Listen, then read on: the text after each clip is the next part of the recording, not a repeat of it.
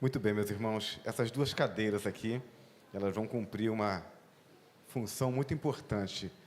O culto de hoje, ele tem uma mensagem especial, culto azul. Nós estamos trazendo informação a respeito do autismo. E então, a proposta é exatamente a gente criar esse espaço no culto para falarmos a respeito disso, para trazermos essas informações de modo a que os membros da igreja possam, entendendo essa realidade do autista e das suas famílias, então, juntos como Igreja Batista no Granbury, podemos construir essa igreja que acolhe, essa igreja que declara para as famílias que vivem essa realidade que aqui nós temos um espaço para elas. Para que a gente possa fazer isso, a primeira coisa que a gente precisa fazer é entender a realidade do autista e da sua família. Então, esse momento que vai seguir agora é exatamente esse bate-papo. Eu vou convidar aqui a minha esposa, a irmã Lucy, e também a irmã Caroline, e elas estarão aqui batendo um papo e compartilhando essa experiência que certamente vai abençoar a todos nós. Boa noite, igreja. Eu estou aqui representando o Ministério de Inclusão e nesse culto temático, onde nós não temos, vamos dizer assim, por objetivo engrandecer o autismo, enaltecer o autismo. Muito pelo contrário, o autismo é algo que precisa ser compreendido e precisa ser acolhido. O autismo é uma deficiência oculta. Por ser oculta, ela é não visível, então não é perceptível aos nossos olhos uma pessoa, uma criança autista. E por isso, às vezes, é tão difícil a gente identificar os sinais, a gente identificar os traços e a gente compreender o porquê do comportamento daquela pessoa, o porquê do comportamento daquela criança. Então, por isso eu convidei a Caroline, que estivesse aqui conosco. A Caroline frequenta a nossa igreja, está assídua na classe de integração, em breve será oficialmente membro da igreja, e ela vai nos ajudar, e ela vai contar um pouquinho da sua história, para que a gente possa entender por que a Caroline está aqui, e como que a Caroline pode abençoar as nossas vidas. Amém? Boa noite, igreja. Eu estive, ao longo desde o convite da Lucy, muito ansiosa por esse momento, para falar, e principalmente porque a experiência que eu tive aqui foi algo que realmente eu senti que veio de Deus. Porque, assim como eu acredito que muitas famílias, eu também vinha me esquivando, né, de estar dentro desse ambiente com medo de eu não me sentir confortável, do meu filho não ser bem acolhido. E quando a gente chegou aqui, desde o primeiro dia, não foi o que aconteceu, né? Meu filho não veio com nenhuma identificação de autismo, não estava com cordãozinho. E como sempre a gente fala, né, que o autismo não tem cara, ele principalmente não tem cara. E nós fomos muito acolhidos. Ele participou da classe infantil, ele foi respeitado nas dificuldades que ele teve, ele foi encaminhado pela igreja com a dificuldade que ele teve. Nós fomos chamados para conversar sobre o que estava acontecendo, mesmo eu não tendo ainda falado. E isso é o que acontece com muitas famílias, né, que têm dificuldade de falar, têm vergonha. E essa vergonha, eu acredito que vem principalmente porque as pessoas questionam, às vezes, falta de Deus, né? Porque aquela família talvez não esteja orando o suficiente, vamos orar pela cura, né? E isso é uma das coisas que mais incomoda, que mais deixa a gente... eu acredito que, assim como eu, muitas famílias com receio, né, de entrar nesse ambiente e não se sentir acolhida por isso, se sentir julgada. Obrigada. E eu achei muito importante esse convite para eu poder falar sobre como o trabalho está sendo feito de forma linda, mas como as coisas que a gente também pode melhorar, né? E uma coisa que para mim mexeu muito é refletir sobre... Todos nós ouvimos sempre falar como tem tantos casos de autistas, né? Tem muitas crianças nascendo assim, será que é isso? Será que é outra coisa? Muitos questionamentos a respeito disso. A gente sempre fala que tem muito, na escola tem muito, mas por que na igreja tem pouco? isso que me moveu de querer falar. Porque se está tendo pouco, provavelmente é porque está faltando alguma mobilização. E eu nem digo de acolhimento, porque eu fui muito bem acolhida aqui. Mas alguma coisa está faltando. A gente precisa refletir, trazer o questionamento. Eu não vou conseguir trazer resposta, né? Eu não consegui a resposta do porquê o meu filho é autista, que esse é um dos principais questionamentos que a gente leva para Deus. Eu não consegui essa resposta. Então, a gente talvez não vai trazer respostas nesse momento, mas quando a gente levanta os questionamentos e todos conseguem refletir sobre, orar sobre, pensar junto, né, e chegar em um momento em onde a gente possa ter mais famílias aqui com a gente, se sentindo segura, como eu me sinto hoje, para falar sobre, para convidar outros para estarem aqui. Então, que a gente possa alcançar isso, melhorar nesses pontos que a gente sempre quer melhorar, né? Então, nesse bate-papo aqui, Caroline, eu queria que você dissesse para a gente, ajudasse a gente a caminhar nessa compreensão. O seu filho tem 4 anos. 3 anos, né? E aí eu queria que você contasse para a gente como foi e quando foi que você percebeu os primeiros traços de autismo nele. Então, como eu falei antes, que o Heitor não tem cara de autista, realmente a gente até um aninho ninguém viu. Mas ele teve uma coisa que eu acredito que não apesar de ser comum em autistas, né, não é uma coisa que é muito falado. Ele teve algo chamado uma regressão. Então, uma criança, um bebê normal, que balbucia, que fala, que aponta, que pede colo, sabe, levantar a mãozinha, porque eles não falam ainda, mas comunica, né? Levanta a mãozinha, aponta, dá tchau, bate palminha, e tudo cessou. Com 1 aninho, tudo parou. E aí essa regressão chamou muita atenção. Eu acredito que quando as famílias não vivenciam essa regressão, é mais difícil, porque acha que está só progredindo lentamente, o tempo dele, né, que muito se fala, mas como a gente viu uma regressão e de repente tudo parou, chamou atenção. Mas eu acredito que por eu ser psicóloga, eu tive um olhar atento a outras coisas, né? Então, eu via que ele andava na pontinha do pé, mas tudo nele era sutil. Era pouquinho, era só quando tinha muita gente reunida e o barulho incomodava. Ele não era uma pessoa que aparentava se incomodar com barulho, mas se uma sirene passasse ao lado dele, ele ia tampar os ouvidos. Então, assim, eu não via de forma clássica e muito chamativa, mas todos os sinais estavam ali. Então, ele parou de apontar, né? Ele parou de pedir colo, por exemplo. Ele só chorava. Era a única forma que ele tinha de se comunicar. Então, se ele tivesse sede, ele chorava. Se ele quisesse colo, ele chorava. Qualquer coisa, ele chorava. Ele não conseguia se comunicar, nem verbalmente, nem não verbal. Então, esse foi um grande chamativo para a gente. E, Caroline, como é que foi para você, como mãe, entender esses traços, conhecedora um pouquinho das características do autismo, e conversar com seu esposo sobre isso e buscar ajuda? Não é fácil, não é nem um pouco fácil. Eu acho, nós vivenciamos na família próxima, né, um caso de um casal que se divorciou, porque tinha essa dificuldade. A esposa identificava alguns sinais e o marido discordava, não aceitava que pudesse haver alguma deficiência no filho.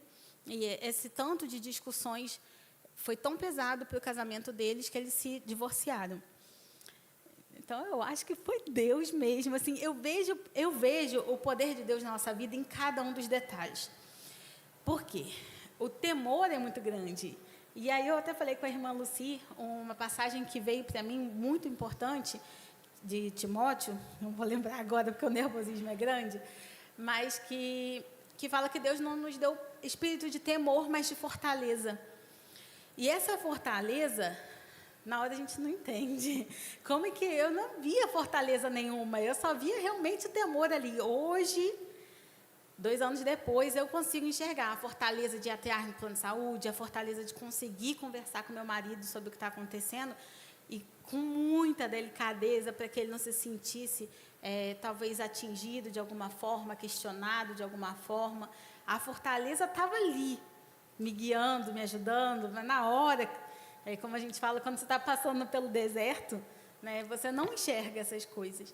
Então, eu acredito que o que me guiou realmente foi Deus. Mas, falando aqui aos nossos olhos, né? Foi isso, mostrando para ele nas situações. Olha, tá vendo? Ele está tampando as orelhinhas porque passou o carro. Repara só a pontinha do pé dele. Ele não fazia a ponta do pé, ele só retirava os calcanhares do chão 1 centímetro. Então, não chamava atenção. Aí eu mostrava para ele, repara, isso não está ok. Né? Então, eu consegui ir construindo com ele a ideia aos poucos. E quando a gente fala de um bebê de 1 aninho, todos vão falar que você está vendo coisa. Todos. Criança de 1 aninho não fala. Criança de 1 aninho tem dificuldade de se comunicar. Então, o mais fácil é negar nesse momento. Né? Então, foi a fortaleza me guiando em verificar todos esses pequenos detalhes. Inclusive, quando a gente foi na primeira consulta médica, eu ouvi isso de uma própria médica, que não tem nada, mesmo eu tendo levado... Eu sou psicóloga, né? Então eu levei relatórios, eu levei todos os testes feitos, mas não, ele foi visto, ele tem 1 aninho. E, inclusive, esse é um testemunho muito importante do que eu vivi, que a própria médica chamou ele e confrontou a gente de frente no consultório. Você concorda com isso que ela está falando? Então, imagina se eu já não tivesse fortalecido isso antes, dentro de casa, se eu não tivesse tido esse cuidado de Deus na nossa vida, de, desde lá de trás, enquanto é difícil de marcar essas consultas, né? Então, todo esse período, enquanto eu aguardava eu ser atendida, eu fui fortalecendo essa ideia com ele. Né? E que eu poderia ter agendado e levado lá na ação um médico. Né? Então, teve esse cuidado e foi importante, para que não houvesse um choque, um confronto, que viesse afastar a gente. E, Caroline, nós sabemos que receber o diagnóstico não é fácil. Mas, diagnóstico de mãe atípica, né? Diagnóstico de que seu filho tem realmente aquilo que você imaginou. Mas, ao mesmo tempo, o diagnóstico ele é esclarecedor, porque ele mostra aquilo que está acontecendo e dá o norte, dá o caminho de como você agir. Quanto tempo levou até essa primeira consulta e até você ter o diagnóstico final do Heitor? Eu tive muita calma. Eu acredito que tem algumas famílias que precisam desse laudo. Aí tem questões de advogados, porque precisa levar para o plano de saúde, questionamentos para conseguir terapia, né, para entrar na justiça, e tem essa luta muito grande. E a gente não precisou de nada disso, então eu tive muita calma. Eu falei, eu não tenho pressa, esse documento na minha gaveta não muda. O que eu preciso é dar a ele o que ele precisa agora. Então, eram as terapias, era fono, era... E aí, nesse momento, eu precisei não retornar ao trabalho, estava bem naquele período que a gente estava no pós-pandemia. Então, agora que eu vou voltar, não volto. Né? Então, fiquei com ele, acompanhando em várias terapias, e eu não tive pressa nesse laudo. Mas aí foi uma questão nossa. Eu demorei 1 ano, exatamente 1 ano. Ele foi na consulta com 1 ano e meio, com 2 anos e meio, nós fechamos o diagnóstico. Por eu não ter tido pressa, todas as terapeutas dele tiveram tempo de fazer vários testes, relatórios. E aí, quando eu retornei na consulta com a médica neuropediatra, eu levei toda essa documentação. Então, não tinha nem argumento ali. Ela recebeu tudo e já veio com a documentação que a gente precisava. Vamos dizer assim, o Heitor recebeu a intervenção precoce. Exatamente. Mesmo antes do diagnóstico fechado. Então, tão logo a gente perceba os primeiros sinais, é importante a gente buscar ajuda. O diagnóstico ele pode vir confirmando, ou ele pode não vir. Né? Exatamente. Mas isso é importante a gente gente agir cedo.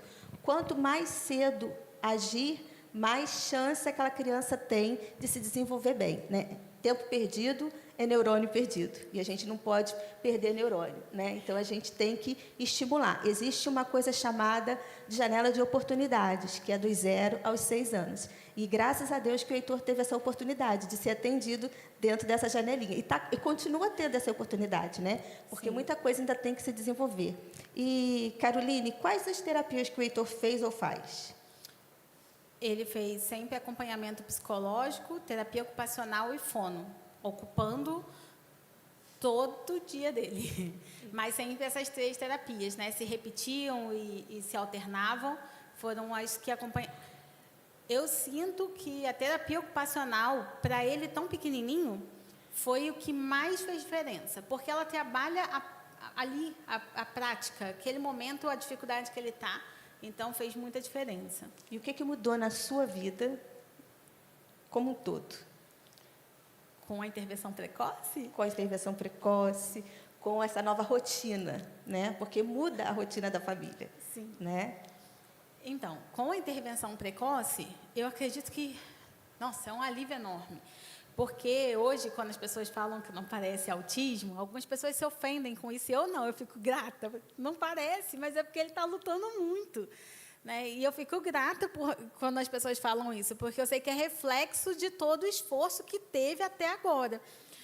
E mudou na nossa vida porque o Heitor era uma criança que ele não conseguia interagir, ele batia a cabeça, a gente ficava tão nervoso, tão aflito de ver ele batendo a cabecinha dele. Era toda a situação muito difícil. Então, mudou toda a nossa vida, a gente conseguia ir no mercado, sem ele entrar em crise. A gente conseguia vir à igreja, né, que a gente não esteve durante todo esse período. Então, mudou muito a nossa vida prática. A gente vai no centro, que é uma confusão, bem com ele. Tem que ir de bicicleta, claro, mas, assim, vai bem. E agora, Carolina, eu gostaria, assim, caminhando para o nosso final, eu gostaria que você falasse como é que foi que você entendeu, que você viu e que você está vivenciando esse acolhimento por parte da igreja. Como que eu vivencio? É muito complicado, porque, assim, para mim, eu fui tão acolhida, tão amada, meu filho é tão amado aqui, ele é tão cheio de vovó, vovô, ele fala todos os dias que ele quer vir para cá, porque aqui ele tem muitos amigos. Que coisa mais linda de ouvir, eu quero ir para a casa do Papai do Céu, porque eu tenho muitos amigos. Então, é isso que vocês fizeram na nossa vida. Eu escutar do meu filho isso, sabendo que ele chorava porque não queria ir em alguma festa, ou mesmo sendo convidado, mas ele não queria ir porque ele dizia que não eram amigos. E ele diz que ele quer muito vir para cá porque ele tem muitos amigos. Então, vocês foram extremamente acolhedores. Ele se sentia em casa aqui. Isso mudou a nossa vida. E nos aproximou de Deus. Nos trouxe para a comunhão. Então, às vezes a gente questiona, né, por que a gente está vivenciando aquilo, por que meu filho veio autista. E aí as pessoas falam muito de milagre. Eu creio no milagre, e claro, mas a gente não sabe qual é o milagre. Às vezes o milagre foi a gente estar aqui agora. Às vezes o milagre não era exatamente curar o autismo. Eu não acredito nisso, né? Isso é quem ele é. Mas o milagre é na nossa vida. O milagre é na nossa comunhão. Então, é isso que a Igreja Batista do Granbury fez para a gente com esse acolhimento. E meu maior desejo, né, e quando eu aceitei vir falar aqui, é porque como eu quero que outras famílias vivenciem isso que eu vivo aqui. Então, é isso. É por isso que, mesmo tremendo, eu aceitei vir falar aqui hoje, porque esse é o maior desejo do meu coração, que a gente consiga, através desse trabalho lindo de inclusão, alcançar mais famílias, como eu falei lá no início, porque tem tantos e tão pouco aqui dentro. Né? É isso que a gente precisa refletir, pensar e tentar modificar, né? Para trazer mais para cá. E talvez não seja modificar o acolhimento, porque isso é incrível, eu só tenho partes boas para falar, mas alguma coisa que a gente precisa fazer para que as pessoas sintam vontade de estar aqui junto, vivenciando. Então, a inclusão é possível, né? Basta que a gente queira fazer, que a gente queira entender, que a gente queira amar o outro. Entender que é um funcionamento cerebral diferente, mas é o mesmo coração, né? Como está o nosso banner lá fora. Então, Caroline, eu queria te agradecer muito por você estar aqui, por você se abrir, e eu tenho certeza que a sua vida tem sido usada por Deus para abençoar outras vidas. Amém. Nós não sabemos o reflexo dessa nossa pequena ação, onde isso aqui vai chegar, mas o nosso objetivo é formar uma grande rede de apoio, né? Uma grande rede de apoio para o autista e uma grande rede de apoio para a família, porque não é o autista, é a família autista. É todo mundo vivendo o autismo 24 horas por dia dentro de casa, né? E a gente sabe, a gente imagina que é uma luta constante, mas o nosso Deus é um Deus de vitórias, né? E Ele é um Deus que sustenta, é um Deus que capacita e um Deus que dá forças. E eu queria, assim, um último bate-papo. O que você acha, assim, que nós, enquanto igreja, podemos fazer juntas e juntos, para que outras famílias tenham essa oportunidade de estar aqui, se sentindo acolhidas, se sentindo compreendidas nas suas lutas e nas suas dificuldades? Essa pergunta é a mais difícil de todas.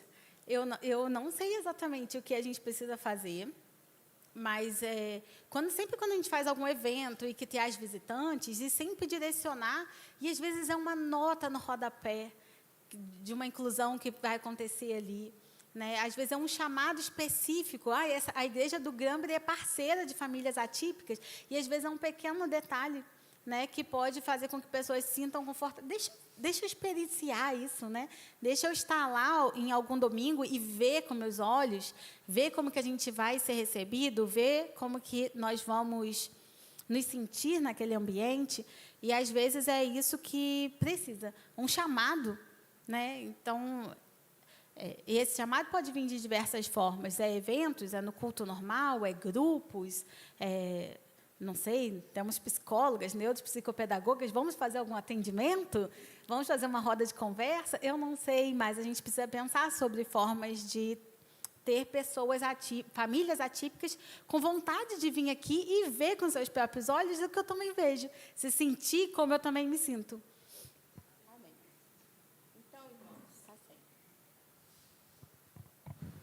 Então, irmãos, ao final do culto, nós vamos ter uma pequena lembrança. É um marcador de livro. Uma lembrança no sentido de que a gente possa estar, enquanto igreja, colocando esse marcador de livro dentro da nossa Bíblia. E que cada dia que você for orar, que você for ler sua Bíblia, que você encontrar esse marcador, você se lembre que existe uma família autista que precisa do amor de Deus. Uma família autista que precisa, às vezes, que você ore por ela e que você diga: Senhor, fortalece aquela mãe. Senhor, fortalece aquele pai. Senhor, cuida daquela criança, daquele adolescente, daquele jovem, porque o autista, ele cresce, ele não deixa de ser autista, né? E só mais uma coisa, ore também para fortalecer os casamentos. A taxa de divórcio em famílias atípicas é de 80% no primeiro ano pós-diagnóstico. 80% no primeiro ano pós-diagnóstico. Esses casais precisam receber essa oração. Eles precisam receber esse cuidado de nós como igreja. Deus ama a família. E imagina o sofrimento daquela criança que nem compreende muito bem o que está acontecendo e a sua família, né, despedaçada, sem entender porquê. Então, esses casais precisam muito da oração da gente, né? Eu gostaria de convidar a irmã Alessandra. A irmã Alessandra tem sido uma colaboradora nossa também no Ministério de Inclusão. E eu gostaria que a irmã Alessandra estivesse orando a Deus pela vida da Caroline, pela vida dessa família, pela vida de tantas outras famílias que nós não conhecemos. E que, a partir dessa noite, a partir desse despertamento, que nós possamos também estar atentos dentro da nossa casa, né? Um sobrinho, um primo, um vizinho, um conhecido, às vezes uma criança que está ali com um comportamento um pouquinho diferente, mas que as pessoas não entendem, e que a gente possa ser também um portador daquele conhecimento que Deus tem nos dado para ajudar famílias a entenderem e buscarem ajuda. Amém. Boa noite. Oremos ao Senhor. Querido Deus e amado Pai, nós te agradecemos pelo privilégio de estarmos na Tua presença, vivenciando o Teu amor e a Tua graça, Senhor. Nós agradecemos porque cada um de nós, desde o ventre da nossa mãe, fomos e somos conhecidos pelo Senhor. E o Senhor tem um propósito para cada um de nós.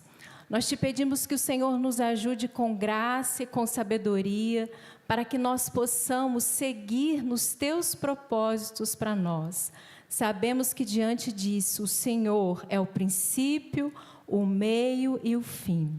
que a Tua presença em nossa vida se faça real a cada dia, que nós possamos receber de Ti discernimento e sabedoria para vencermos os desafios que temos como mães, como pais, que todos nós, família, vivenciamos.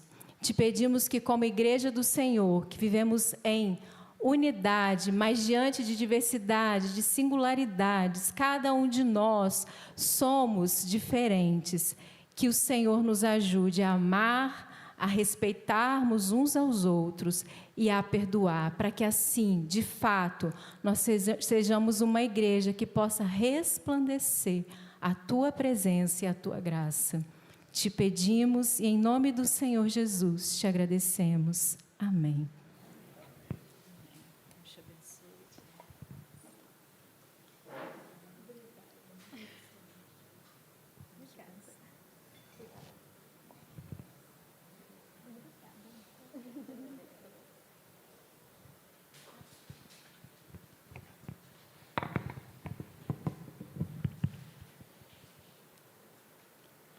Irmãos, que bênção, que coisa boa é ter ouvido esse testemunho da Caroline e de saber que, como Igreja do Senhor, estamos conseguindo, pelo menos com a família da Caroline, estamos conseguindo cumprir essa função. Eu quero chamar a atenção dos irmãos para o fato de que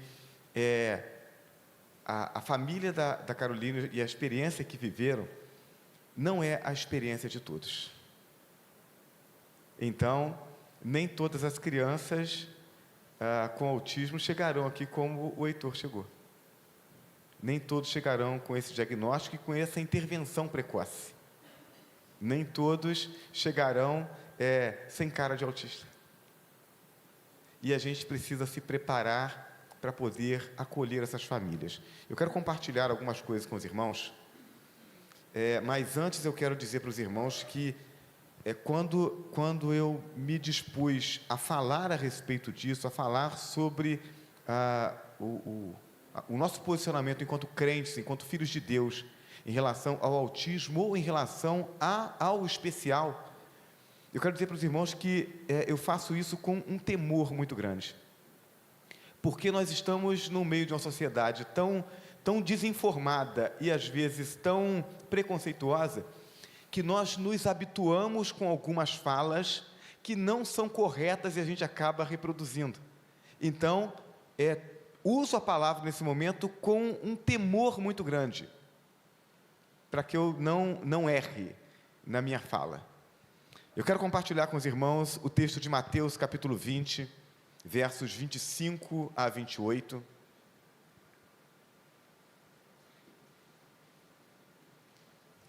O texto nos diz assim: Jesus os chamou e disse: vocês sabem que os governantes das nações as dominam, e as pessoas importantes exercem poder sobre elas.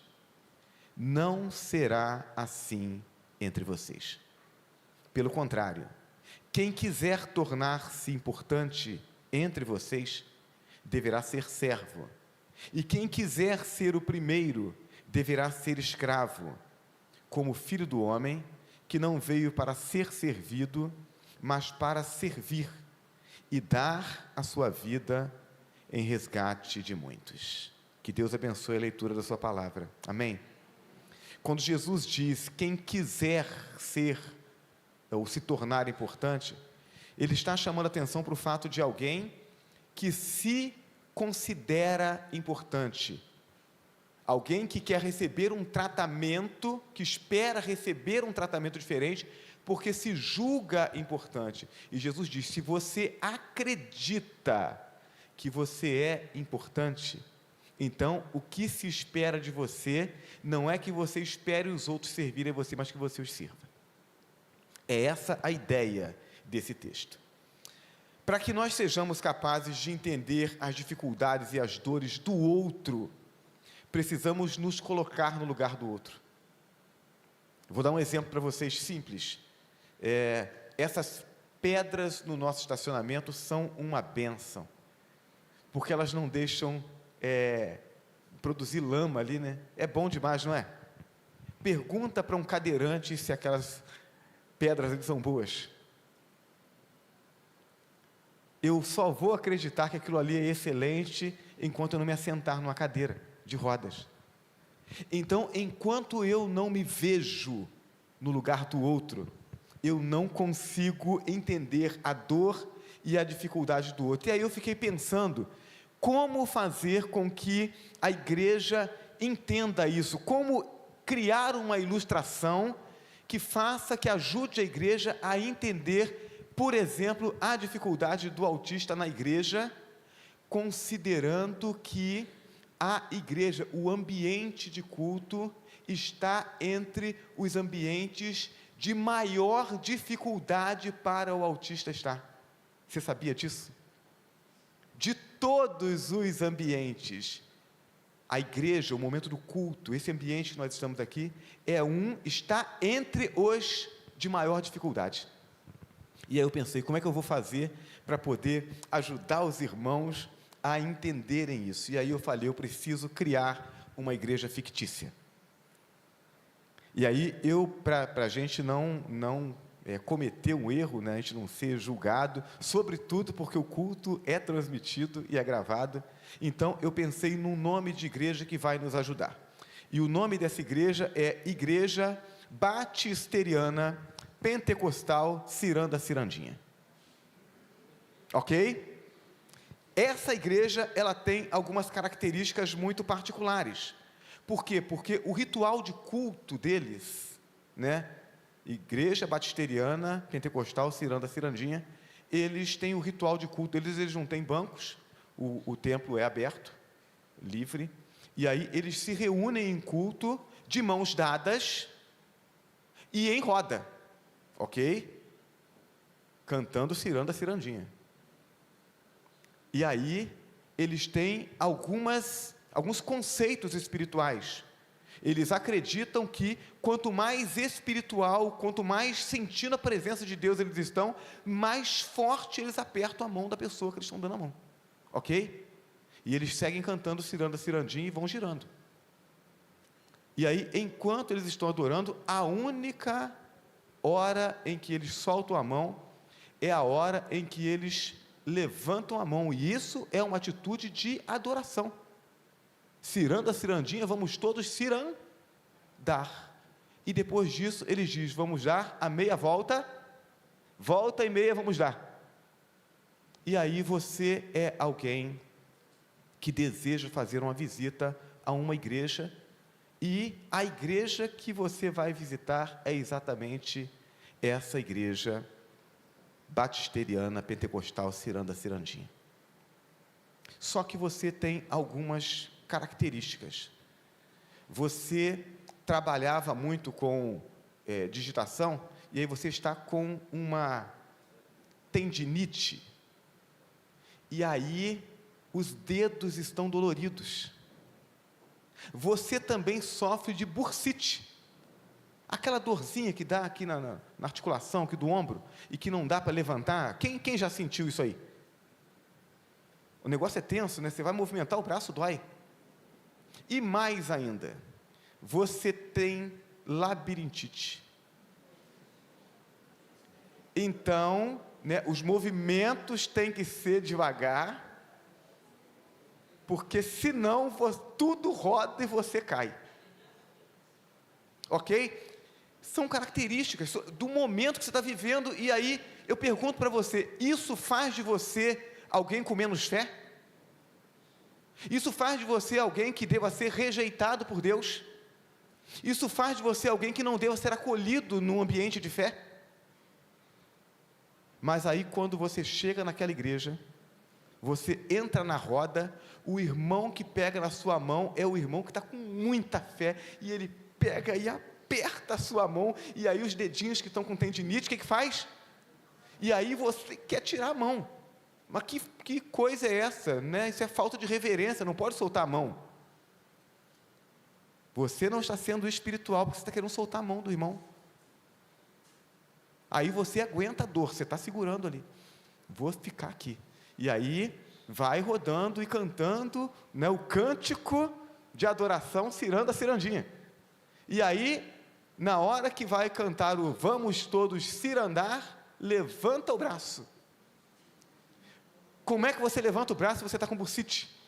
Você não levanta o braço e aí as pessoas olham para você e falam assim, olha, essa pessoa não é de Deus. Ele não está cooperando com o culto, ele não entra no clima, né? Está na carne. Mas aí as pessoas ainda vão resistir um pouco mais, estão criticando, mas aí agora, na hora do clímax do culto, vamos dar a meia volta. E aí, catam você e giram. Né? Vamos ajudar ele a entrar no clima. Na hora que girou, girou tudo, e aí você caiu, né? Vamos impor as mãos, porque está endemoniado.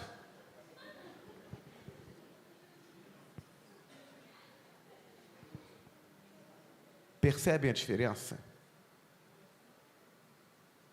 Você entrou ali desejoso de adorar a Deus. Mas as pessoas que estão ali, elas têm uma forma de culto e elas não conseguiram entender a sua limitação. E por isso, elas excluíram você.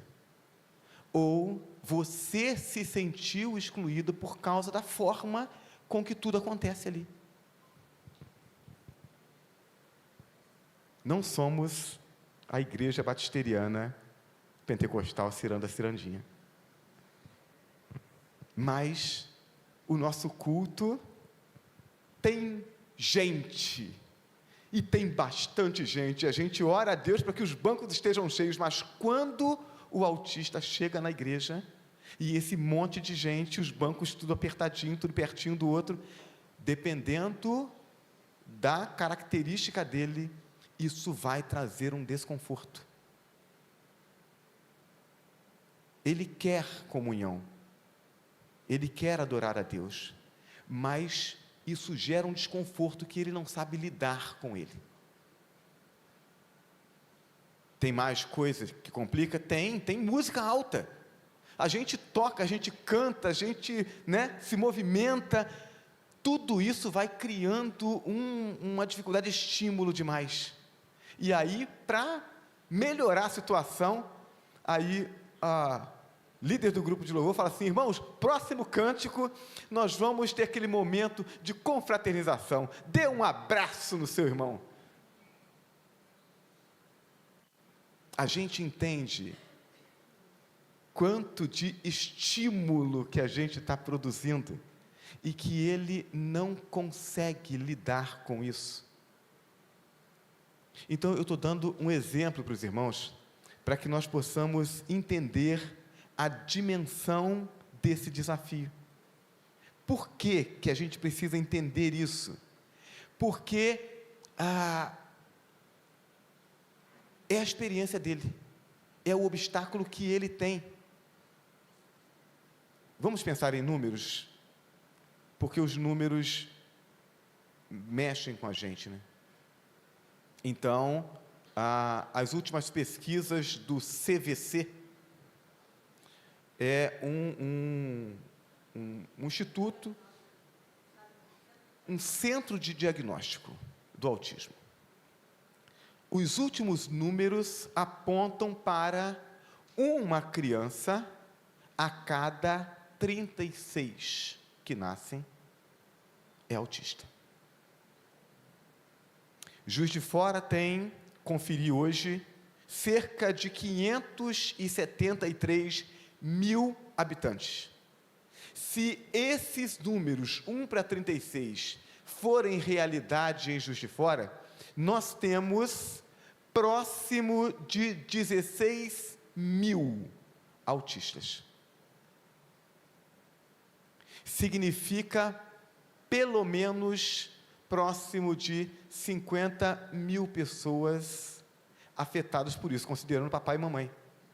Mas normalmente tem mais gente afetada por essa característica diferente, por essa necessidade. Essas pessoas, na sua maioria, não estão nas nossas igrejas. Elas estão na escola, olha como tem crianças autistas. Elas estão, talvez, na praça, no condomínio, no clube, mas elas não estão aqui. Por quê? Essa foi a pergunta. Então, não é só porque nós não estamos fazendo certo, é também porque as famílias não sabem que nós estamos fazendo certo. Nós estamos fazendo certo? Estamos fazendo perfeito? Nós estamos no caminho. Nós podemos melhorar. E nós precisamos fazer com que as pessoas saibam que nós estamos tentando melhorar, que nós estamos tentando fazer da maneira que acolha a eles, independentemente da sua dificuldade, da sua realidade. Nós vamos conseguir ajudar o autista, a família do autista, nós vamos conseguir ajudar o especial, o atípico, quando deixarmos de enxergar apenas as necessidades deles e, indo além, enxergarmos a nossa missão. Nós não somos apenas os vizinhos, os parentes, os amigos. Nós somos a Igreja de Cristo, que tem a responsabilidade de levar a palavra de salvação, de integrar e de acolher todas as pessoas, independentemente da realidade que elas têm. E aí a gente precisa entender qual é a nossa realidade humana e a realidade da nossa sociedade. Há um estado de corrupção generalizado, no qual estamos mergulhados. Essa corrupção deformou a nossa visão e os nossos sentimentos e nos faz enxergar as coisas ao contrário, como se a gente estivesse olhando no espelho e o braço direito parece o esquerdo parece o direito. A gente tem a tendência de olhar o mundo desse jeito. E isso faz, por exemplo, com que o político que foi eleito pelo povo para lutar pelos direitos do povo, para representar o povo, use do poder que lhe foi concedido pelo voto do povo para se aproveitar do povo e para esmagar aqueles que o elegeram. Isso faz com que o policial, que é pago com o imposto do cidadão, para defender o cidadão, às vezes abuse do próprio poder para extorquir e intimidar o mesmo cidadão cujos impostos pagam o seu salário. Isso faz com que o homem que recebeu força física para poder proteger e defender a sua família, espanque a sua esposa e os seus filhos. Isso faz com que o líder religioso, pastor, padre ou outro líder qualquer, que dentro do conceito da religião deveria se colocar à disposição do povo para servir ao povo, porque é isso o que a religião propõe, é isso que Deus espera do verdadeiro religioso. Ao invés de fazer isso, se assenta como se fosse o rei e espera que a igreja, que os seguidores, que os fiéis o sirvam. É isso que essa corrupção faz com o ser humano. E esse mesmo sentimento leva a sociedade a negligenciar o cuidado com aquele que nós chamamos de especial, aquele que tem uma necessidade, aquele que vive uma realidade diferente e que precisa, portanto, de um tratamento diferente. Na verdade, o ser humano, ele tem essa tendência de se julgar melhor do que os outros. E aí, aqueles que são considerados normais, e eu quero colocar esses normais entre grandes aspas, porque quem é normal? Né? A gente já sabe que todo mundo é neurótico. A gente estabeleceu um limite aqui, que a gente, dentro desse limite, a gente é chamado de normal. Mas todo mundo é neurótico. Aquele ditado, de médico e de louco, todos nós temos um pouco, de médico eu não sei, mas de louco, com certeza. Mas aí, aqueles que se consideram normais, eles ainda têm a tendência de achar que são melhores do que os outros chamados normais. Não é isso? Por que que é isso? Porque quando acontece alguma coisa ruim comigo, eu digo assim: Senhor, por que comigo? E quando eu faço essa pergunta, o que eu estou querendo dizer? Eu estou querendo dizer o seguinte: olha, está acontecendo ruim comigo, por que comigo, Senhor? Não podia ser com o Sidney? Não podia ser com o Dudu? Não podia ser com o pastor João. Por que comigo, Senhor? Isso significa que eu me acho melhor. Não é verdade? Então a gente já tem essa tendência de achar que a gente é melhor. Primeiro, achar que a gente é normal, porque as nossas esquisitices todo mundo vê, menos a gente. Então eu não sei se eu sou normal, eu acho que eu sou, não sei. Mas além de nos acharmos melhores do que aqueles que nós também consideramos normais, nós também nos julgamos melhores que os especiais. E aí, não, eu quero que seja atendida a minha expectativa. Eu quero que o ambiente esteja do jeito que me agrada. Eu quero que as coisas aconteçam do jeito que satisfaz a minha expectativa, o meu desejo. Os outros que se virem. É esse egoísmo produzido pelo pecado. Mas aí, nós olhamos para o Evangelho de Cristo e nós somos obrigados a perguntar, tem que ser assim? É desse jeito que Deus espera? 1 Coríntios 4, verso 7, o texto diz assim: pois quem torna você diferente de qualquer outra pessoa? O que você tem que não tenha recebido? E se recebeu, por que se orgulha, como se assim não fosse? E esse texto me leva a pensar que não existe alma diferente. A nossa alma está se comunicando com o mundo físico através desse corpo. E aí, bom, o meu corpo, nasci perfeito, minha mãe dizendo, graças a Deus, nasceu perfeito. Tem uma escoliosinha aqui, mas nasceu perfeito. Tem uma alergia, mas nasceu perfeito. É esse o corpo. Outros corpos têm outras dificuldades, têm outros problemas.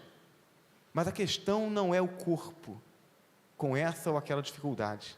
A questão é a alma. Quando a Bíblia fala sobre salvação, ela está falando sobre a nossa alma. Uma alma é preciosa para Deus. As almas dos homens não são diferentes umas das outras. O corpo é uma ferramenta com a qual devemos servir aos propósitos do nosso Criador. Quanto melhor a ferramenta, maior a responsabilidade de servir.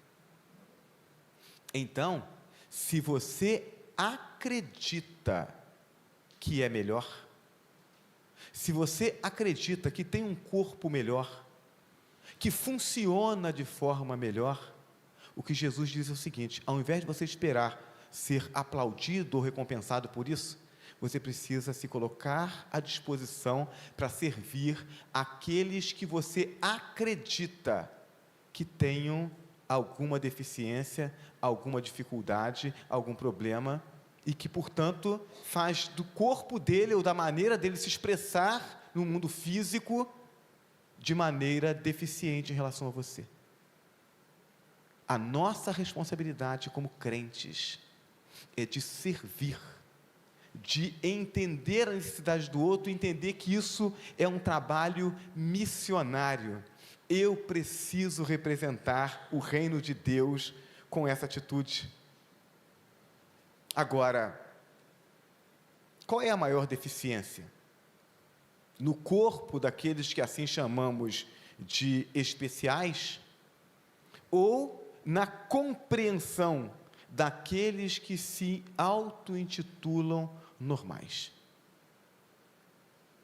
Porque se eu me considero normal, se eu me considero privilegiado, e eu não consigo entender o que Deus espera de mim a ponto de investir a minha vida no cuidado do outro, se eu me considero normal e sou egoísta a ponto de querer que os meus caprichos sejam satisfeitos em prejuízo do outro, então, na verdade, a deficiência está em mim.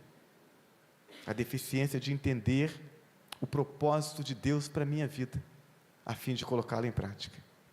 Quando gastamos nossos recursos, tempo, talentos, bens, investindo em pessoas, a palavra é exatamente essa. Não é desperdiçar tempo, talento, bens, é investir. Nada do que temos é propriamente nosso, mas o que temos nos foi dado por Deus para usarmos segundo a sua vontade, comunicarmos o seu amor e assim expandirmos o seu reino. Irmãos, 16 mil possíveis autistas em Juiz de Fora. 50 mil pessoas dentro dessa realidade do autismo. Isso é um campo missionário. 16 mil pessoas é quase a população da cidade onde eu nasci. Imagina? É um campo missionário.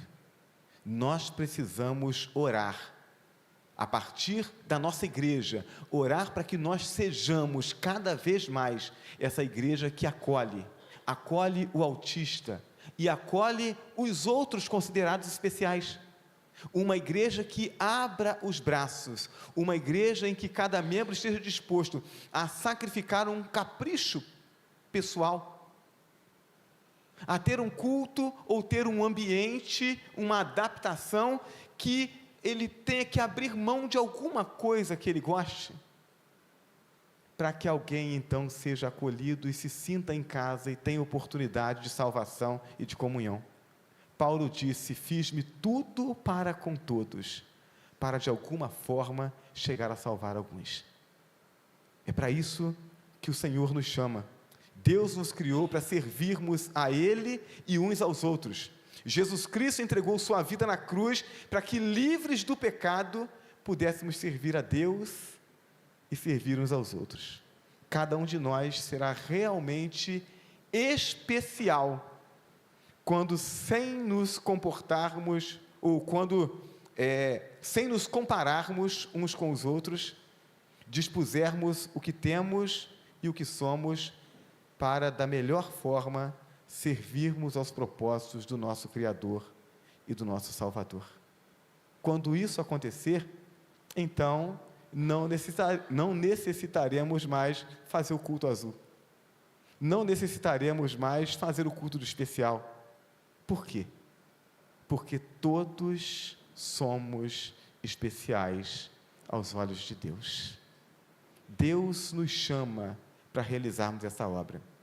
Ele chama você para fazer parte dessa família, a família que ama a Deus e que ama a todas as pessoas, a família que vive a alegria de servir a Deus e de ser bênção na vida de todas as pessoas. Essa é a família de Deus. Essa é a família batista no Granbury. É isso o que somos, ou é isso o que desejamos ser. E Deus nos conduzirá nessa caminhada, para a glória dEle, e para que nós sejamos essa porta aberta, esse braço aberto, dizendo: venha, porque aqui há um lugar para você, em nome de Jesus, amém? Eu quero convidar os irmãos a fecharmos nossos olhos. Nós vamos orar ao nosso Deus, porque culto é oportunidade de adoração a Deus, de exposição dos propósitos de Deus para a vida do crente e da humanidade. Culto é oportunidade para celebrarmos o Deus da salvação e é oportunidade para abraçarmos a salvação.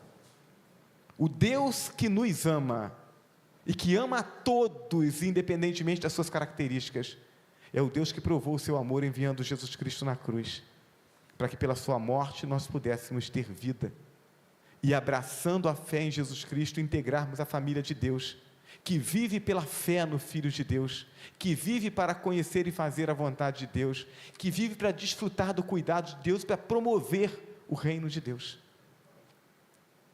Essa igreja somos nós, que buscamos conhecer a cada dia qual é a vontade de Deus para a nossa vida, e nos ajustarmos a ela para a glória dEle. A maneira de fazer parte dessa igreja, a porta de entrada é a fé em Jesus Cristo, é a confissão de Jesus como único e suficiente Salvador e Senhor. O Deus que nos chama para cuidarmos uns dos outros é o Deus que em Cristo Jesus quer cuidar de nós.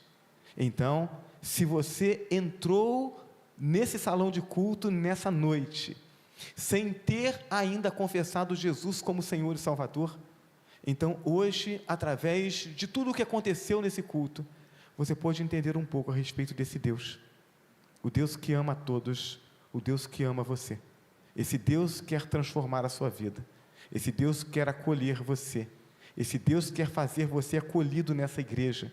E esse Deus quer abençoar e usar a sua vida para a glória dele. Para que você possa fazer parte disso, você precisa confessar Jesus como Senhor e Salvador.